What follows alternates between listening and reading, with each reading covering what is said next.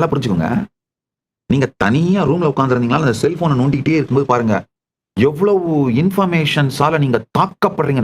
Bombarded with information son. எத்தனை பேரு உங்க அட்டென்ஷனை டிமாண்ட் பண்றாங்க. நீங்க எத்தனை பேர்கிட்ட அவங்க அட்டென்ஷனை டிமாண்ட் பண்றீங்க. இதுதான் நான் ஓவர் கிரௌடட் சிவிலைசேஷன் சொல்றேங்கயா. நம்ம எல்லாம் நினைச்சிட்டு இருக்கோம், நான் எலைட் நான் கோயிலுக்கு போனாலுமே இந்த ஸ்பெஷல் தரிசனம் டிக்கெட் வாங்கிட்டு அங்க அப்படிதான் போய் பார்த்துட்டு வருவேன். பெரிய ஸ்டார் ஹோட்டல்ல தான் போய் சாப்பிடுவேன். இந்த ஓவர் கிரௌடட் பிளேஸ்ல நமக்கு அலர்ஜி, நம்ம அங்க போகவே மாட்டோம். அதனால ஓவர் கிரௌடட் சிவிலைசேஷனுக்கு எங்களுக்கு சம்பந்தம் இல்லை, கிடையாது. நான் அந்த ஓவர் கிரௌடட் சிவிலைசேஷனை பத்தி பேசல.